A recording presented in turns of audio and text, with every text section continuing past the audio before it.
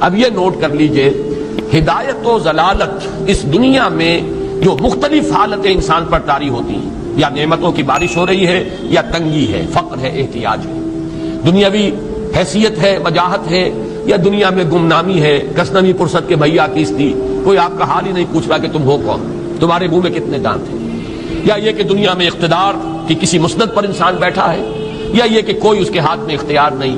یہ تمام جو حالات انسان پر طاری ہوتے ہیں، ان کے جواب میں جو طرز عمل فکری اعتبار سے اور عملاً انسان اختیار کرتا ہے، اس کے 4 درجے ہیں۔ پہلا درجہ ہے انتہائی گمراہی، ضل ضلالا بعیدا۔ وہ کیا ہے؟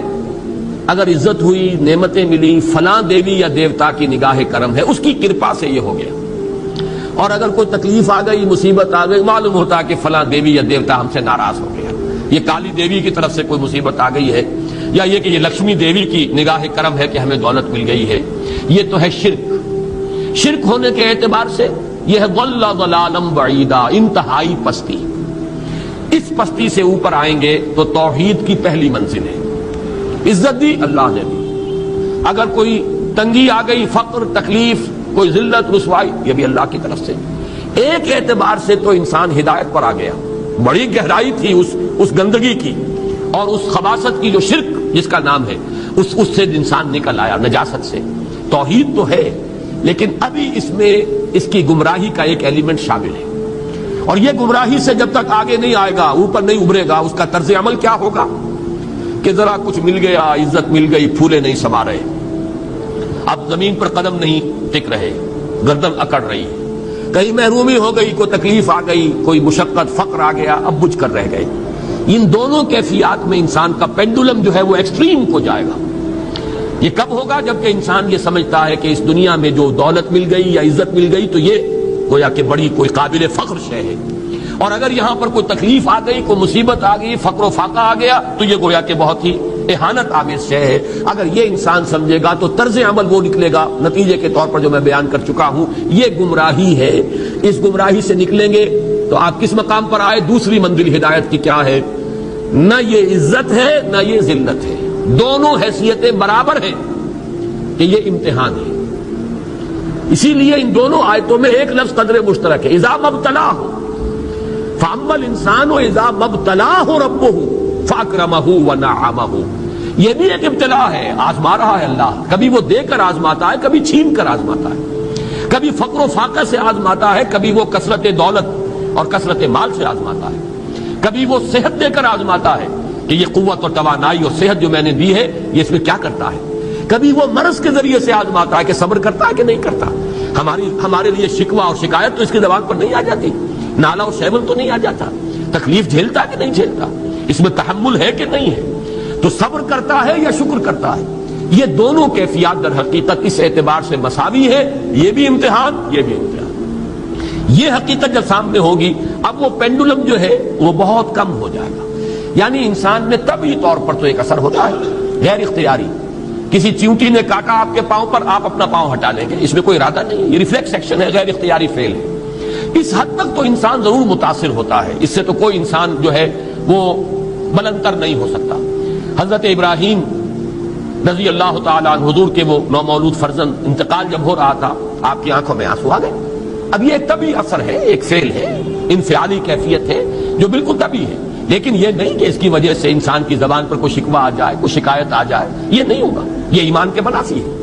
اسی طریقے سے اگر کوئی خوشی ہوئی ہے تو چہرے کے اوپر ایک نکھار آ جائے گا، تبسم آ جائے گا، اس سے زائد نہیں۔ اس حد تک تو یوں سمجھیے کہ انسان کا طبعی تقاضا ہے۔ اس سے زیادہ یہ پینڈولم اگر سوئنگ کر رہا ہے تو گویا کہ اس حقیقت سے انسان محجوب ہے کہ یہ بھی امتحان ہے، یہ بھی امتحان ہے، جو ہم سورہ حدید میں پڑھ چکے ہیں۔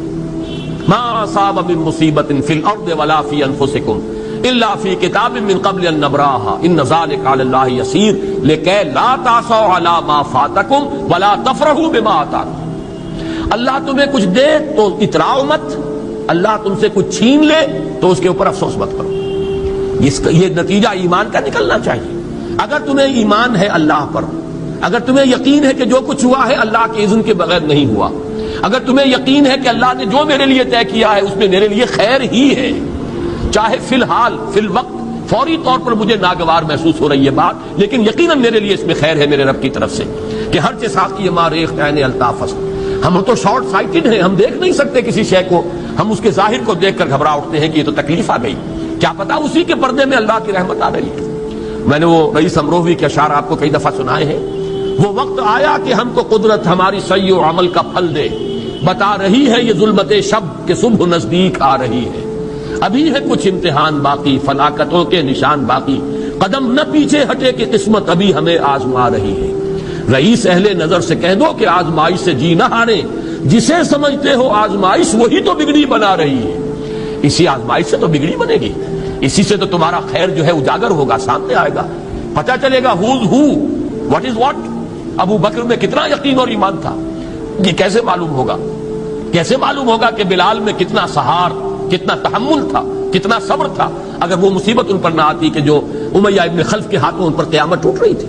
تو یہ ساری چیزیں جو ہے ما اصاب من مصیبت فی الارض ولا فی انفسکم الا فی کتاب من قبل ان نبرأ ان ذلک علی اللہ یسیر لکی لا تأسوا علی ما فاتکم ولا تفرحوا بما آتاکم واللہ لا یحب کل مختال فخور۔ اگر اس حقیقت سے محجوب ہو جاؤ گے تو پھر اختیال اور فخر اور گھمنڈ پیدا ہو جائے گا تمہارے اندر، یا دوسری طرف مایوسی، کمر ہمت ٹوٹ کر رہ جائے گی، خودکشی کرنے کو انسان آمادہ ہو جاتا ہے، ذرا کوئی ناکامی دنیا میں آ گئی، کوئی تکلیف آ گئی۔ یہ ہے در حقیقت تیسری منزل، ہدایت کی دوسری سیڑھی۔ پہلا کیا تھا؟ نہایت ضل ضلالا بعیدا، کوئی خیر مل گیا تو کسی دیوی کی نگاہ کرم، کوئی تکلیف آ گئی تو کسی دیوتا کی ناراضگی، یہ تو ہے ضل ضلالا بعیدا۔ اس سے اوپر آئے، یہ پہلی سیڑھی ہدایت کی ہے۔ عزت ہے تو اللہ کی طرف سے، اور اگر کوئی ذلت ہے، تنگی ہے تو اللہ کی طرف سے، یہ ہدایت کا آغاز ہو گیا، یہ توحید کی بنیادی منزل ہے۔ اس سے اگلی منزل، یہاں کی ذلت ذلت نہیں، یہاں کی عزت عزت نہیں۔ ذالک یوم التغابن، ہار اور جیت کے فیصلے کا دن تو قیامت کا دن ہے، وہاں معلوم ہوگا جس کو اس روز عزت ملی وہ عزت والا ہے، جو اس روز ذلیل ہو گیا وہ ذلت والا ہے۔ یہ تو امتحان ہے، دار الامتحان ہے، خلق الموت والحیات لیبلوکم ایکم احسن عملا، یہ تو دار الامتحان ہے، امتحان ہونے کے ناطے دونوں برابر ہیں۔ اس سے اوپر ہے ایک چوتھی منزل، ہدایت کی تیسری منزل۔ وہ کیا ہے؟ عام طور پر انسان یہ سمجھتا ہے کہ یہ جو آزمائش ہے تنگی کی اور فقر و فاقہ کی، یہ سخت تر آزمائش ہے، اور نعمتوں کی بارش ہو تو یہ آسان آزمائش ہے۔ یہ بھی ابھی گمراہی کا ایک پرت جو ہے اس کی باقی ہے۔ ابھی ہدایت کا جو کامل جو ہوگا انکشاف، وہ کب ہوگا؟ جب انسان اس حقیقت کو جان لے کہ جہاں وسعت ہو، جہاں کثرت ہو، وہ زیادہ بڑا امتحان ہے، سخت امتحان ہے، بجائے اس کے کہ اگر قلت ہے، کمی ہے، یہ کم تر امتحان ہے، یہ کم بھاری امتحان ہے۔ کیوں؟ کہ اگر آپ کے پاس کثرت ہے، آپ کے اندر غفلت پیدا ہو جائے گی، کثرت کا لازمی نتیجہ غفلت ہے۔ نہ کوئی غم کرو، نہ خوف، خوشیاں مناؤ جنت کی جس کا تم سے وعدہ کیا گیا تھا۔ اللہ کی ربوبیت پر اطمینان جب انسان کو ہو جاتا، میرا رب اللہ ہے، ربی اللہ، انسان کے لیے نہ کوئی کھٹکا، نہ کوئی خطرہ، نہ کوئی خوف، نہ کوئی حزن۔ جو کچھ ہو رہا ہے کس کے اذن سے ہو رہا ہے؟ اللہ کے اذن سے۔ اللہ کے اذن کے بغیر پتا تک نہیں ہلتا۔ یہ کوئی اندھا بہرا مادہ نہیں ہے جس سے مجھے کوئی خوف ہو۔ اندھا بھینسا چلا رہا ہو اس سے تو ڈرنے کا ہر انسان کو ڈرنا چاہیے، نہ معلوم کس کو ٹکر مار دے، لیکن نہیں، اس کائنات کو چلانے والا ایک سمیع و بصیر خدا ہے۔ وہ جو میرا دوست ہے، میرا ولی ہے، اللہ ولی الذین آمنوا یخرجہم من الظلمات الی النور، اللہ اہل ایمان کا ولی ہے، ساتھی ہے، پشت پناہ ہے، مددگار ہے، حمایتی ہے۔ بتائیے جسے یقین ہو جائے کہ اللہ میرا مددگار، اللہ میرا محافظ، اللہ میرا پشت پناہ، اللہ میرا حمایتی، اس کے لیے کوئی خوف ہوگا؟ اس سے کوئی ڈر ہوگا؟ میں مثال دیا کرتا ہوں ایک بہت سادہ، پنجاب کے دیہات کی۔ تو بڑا چودھری ہے اور کوئی غریب کسان ہے، اس غریب کسان کی کہ جانوروں کو ہر وقت اندیشہ ہوگا چوری کا، کوئی میری بھینس کھول کر نہ لے جائے، کوئی میرا بیل کھول کر نہ لے جائے۔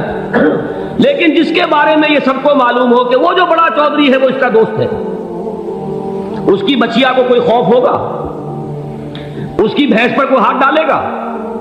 اسے کوئی اندیشہ ہوگا؟ نہیں۔ کیوں؟ کہ وہ بڑا چودھری، بڑا اس کا یہاں کا سردار، جاگیردار، سب کو معلوم ہے وہ میرا دوست ہے، کوئی میرے خلاف اقدام نہیں کر سکتا۔ اس دنیا میں یہ چھوٹی سی بات اگر آپ کے دلی اطمینان اور سکون کا باعث بن سکتی ہے تو ذرا تصور کیجئے۔ میں لفظ تصور استعمال کروں گا صرف اس لیے کہ اس کا ہم جس کو کہتے ہیں ادراک اور شعور کر نہیں سکتے، اگر کے ساتھ کر سکتے۔ اگر یقین ہو کہ اللہ میرا مددگار اور یقین ہو کہ اللہ ہر آن میرے ساتھ ہے، پھر کوئی خوف، کس کا خوف؟ کوئی شے اللہ سے بالا تر ہے؟ کوئی قوت اس سے زیادہ طاقتور ہے؟ کوئی اس کے ارادے کو بدلنے والا ہے؟ کوئی اس کی مشیت کے آڑے آنے والا ہے؟ یہی بات ہے جو حضور نے فرمائی۔ یہ ایمان کا حاصل ہے لب لباب، کہ دیکھو اچھی طرح اس بات کو ذہن نشین کر لو، اگر تمام انسان مل کر تمہیں کوئی نقصان پہنچانا چاہے نہیں پہنچا سکتے مگر جو کچھ اللہ نے لکھ دیا ہو، اور تمام انسان مل کر تمہیں کوئی نفع پہنچانا چاہے نہیں پہنچا سکتے مگر وہ شے جو اللہ نے طے کر دی۔ آپ پھر میں کہوں گا ذرا طاری کیجئے، اسے فرض کیجئے، اسے سوچئے، اگر اس حدیث پر ہمارا دل ٹھکا ہوا ہو تو کسی سے ڈر ہوگا؟ یہ مجھے نقصان نہ پہنچا دے، یہ میری رپورٹ خراب نہ کر دے، یہ میری انکریمنٹ نہ رکوا دے، یہ میرا یہ نہ بگاڑ دے، یہ میرے یہ نقصان نہ پہنچا دے۔ اس کا ڈر، اس کا ڈر، اس کا خوف، اس کی خوشامد، اس کے لیے جا کر طرح طرح سے اپنی عزت نفس کو ذلیل کروانا اس کے سامنے، یہ سب کچھ کیوں کرتا ہے انسان؟ جب سمجھتا ہے کہ اس کے ہاتھ میں میرا کوئی نفع ہے، اس کے ہاتھ میں میرے لیے کوئی ضرر ہے، یہ مجھے کوئی گزن پہنچا سکتا ہے، یہ مجھے کوئی نقصان پہنچا سکتا ہے، یہ میرا کوئی کام بنا سکتا ہے، یہ میری کوئی ضرورت پوری کر سکتا ہے، اسی کا نام شرک ہے۔ جہاں آپ نے یہ سمجھا کہ غیر اللہ کے اندر کوئی طاقت موجود ہے وہی شرک ہے۔ بتوں سے تجھ کو امیدیں، خدا سے نو امیدی، مجھے بتا تو صحیح اور کافری کیا ہے؟ شرک تو یہ ہے جس پر بھی تمہیں یہ خیال ہے، کلمہ ہے یہ کلمہ سوم، لا حول ولا قوت الا باللہ، ذرا اس پر دل کو کبھی اگر آپ تصور کریں، پھر فرض کریں، دل ٹھک جائے اس پر، کوئی طاقت نہیں۔ یہی بات تھی جو شیخ عبد القادر جیلانی رحمۃ اللہ علیہ نے اپنی وصیت میں اپنے بچے سے کہی۔ 11ویں دینے والے ہیں لیکن حضرت شیخ عبد القادر جیلانی کی وصیت اور تعلیمات کو کتنے لوگ ہیں جانتے ہو؟ یہ جن مقامات تک پہنچے ہیں وہ کس چیز کی بدولت پہنچے؟ انہوں نے جو پیغام دیا وہ کیا تھا؟ اے میرے بچے، جس طریقے سے قرآن مجید میں حضرت لقمان کی نصیحتیں جو ہے نقل کر دی گئی ہیں، میں یہ عرض کروں گا بالفرض اگر قرآن حضرت عبد القادر جیلانی کے بعد نازل ہوا ہوتا تو شیخ عبد القادر کی یہ نصیحتیں بھی قرآن میں درج ہوتی۔ اتنی اونچی نصیحتیں ہیں۔ اے میرے بچے، اس حقیقت کو ذہن نشین کر لے، لا فاعل فی الحقیقت ولا مؤثر الا اللہ، اس کائنات میں نہ کوئی فاعل حقیقی ہے نہ مؤثر حقیقی ہے سوائے اللہ۔ کسی شے میں کوئی تاثیر نہیں اگر اللہ نہ چاہے، آگ جلا نہیں سکتی اگر اللہ نہ چاہے، پانی ڈبو نہیں سکتا اگر اللہ نہ چاہے، زہر ہلاک نہیں کر سکتا اگر اللہ نہ چاہے، کوئی چیز فائدہ نہیں پہنچا سکتی اگر اللہ نہ چاہے۔ تو در در پہ کیوں سر جھکاتے ہو؟ در در پر کیوں جبیں سائی کرتے ہو؟ سب کے سامنے کیوں ہاتھ پھیلاتے ہو؟ ایک اللہ سے مانگو، ایک اللہ کے سامنے زمین پر اپنی جبین رکھو۔ لا فاعل فی الحقیقت ولا مؤثر الا اللہ۔ نظر آتا ہے ہمیں کہ پانی پیاس بجھا دیتا ہے، پیاس بجھانے کی صلاحیت پانی میں نہیں ہے، اللہ کے اذن سے۔ کھانا بھوک مٹا دیتا ہے، بھوک مٹانے کی صلاحیت کھانے میں نہیں ہے، اذن رب میں۔ دیکھیے یہی یقین تھا حضرت موسیٰ علیہ السلام کا واقعہ یاد کیجئے۔ سامنے سمندر آ گیا ہے، قوم دیکھتی ہے پیچھے کہ گرد و غبار کا طوفان، معلوم ہوا کہ فرعون اپنے لشکر سمیت آ گیا۔ لشکر جب چلتا تھا تیز رفتاری کے ساتھ تو گرد و غبار کا جو طوفان اٹھتا تھا اس کا تصور کیجیے، اور لمحہ بلمحہ وہ قریب آ رہا ہے۔ پوری قوم نے کیا کہا؟ اے موسیٰ انا لمدرکون، اے موسیٰ ہم کو پکڑے گئے۔ قرآن مجید میں تو یہاں وہ باتیں نہیں لکھی ہیں، لیکن تورات میں یہ درج ہے کہ بنی اسرائیل جھگڑنے لگے، دست و گریبان ہو گئے موسیٰ کے ساتھ۔ موسیٰ نے یہاں مروایا لا کر، اس سے تو ہم ہی بہتر تھے، وہاں کھانے کو ملتا تھا، زندگی تو تھی، بیگار ہم کر رہے تھے، موت تو نہیں تھی۔ اب جو کچھ ہوگا اس کا تصور کرو، جس طریقے سے ہمارے ٹکڑے اڑائے جائیں گے۔ تو لڑ رہے ہیں حضرت موسیٰ علیہ السلام سے، یہ تورات کی تفصیل ہے۔ قرآن میں صرف اتنا آیا ہے، پریشان ہو کر انہوں نے کہا انا لمدرکون، موسیٰ ہم تو پکڑے گئے۔ اس وقت موسیٰ کا جواب کیا ہے؟ کلا ان معی ربی سیہدین، نہیں، میرے ساتھ میرا رب ہے، وہ راستہ دے گا۔ بتائیے کہاں راستہ نظر آ رہا ہے؟ یہ ہے ایمان بالغیب۔ راستہ نظر نہ آئے تب اللہ پر یقین ایمان ہے، جیب میں پیسے ہوں اور تب دل کو اطمینان ہے، تو ایمان کس پر ہوا؟ پیسے پر، اللہ پر نہیں۔ جب وسائل و ذرائع نہ ہو اور پھر یقین ہو کہ اللہ مسبب الاسباب ہے، وہ اسباب کا پابند نہیں ہے، وہ اسباب کا محتاج نہیں ہے، اسباب اس کے محتاج ہے۔ اگر یہ یقین ہے تو اللہ پر ایمان ہے، یہ نہیں ہے تو تمہارا ایمان اسباب پر ہے، وسائل پر ہے، ذرائع پر ہے، مادیات پر ہے، اللہ پر نہیں۔ اس وقت کہاں راستہ تھا؟ کوئی راستہ تھا؟ سمندر ہے اور ادھر سے لشکر آ گیا ہے۔ کلا ان معی ربی سیہدین۔ اب دیکھیے ایمان کہہ دینا آسان ہے، ہوا معکم اینما کنتم، جہاں کہیں بھی تم ہوتے ہو اللہ تمہارے ساتھ ہوتا ہے، لیکن اس کا یقین قائم ہو جائے تو زمین و آسمان کا فرق واقع ہو جائے۔ یہی بات ہوئی حضور کے ساتھ۔ غار ہے، چھپے ہوئے ہیں محمد رسول اللہ اور آپ کے وہ یار غار ابو بکر صدیق رضی اللہ تعالی عنہ۔ اقبال نے حضرت ابو بکر کی شان میں چند اشعار کہیں صرف، لیکن واقعہ یہ ہے کہ بھاری بھاری نظموں پر اور قصیدوں پر بھاری ہے، طویل ترین نظمیں اور قصیدے ہوں ان پر بھاری ہے۔ ہمت ابو بکر کی ہمت جو ہے، کشت ملت را جو ابر، جیسے بارش سے کھیتی اپجتی ہے، ابو بکر کی ہمت اور عزیمت اس امت کو اسی طرح سینچنے والی ہے۔ ثانیے اسلام و غار و بدر و قبر، وہ دوسرے تھے اسلام میں، دوسرے پہلے کون تھے؟ انا اول المومنین، حضور فرماتے سب سے پہلا ایمان لانے والا میں، دوسرے ابو بکر۔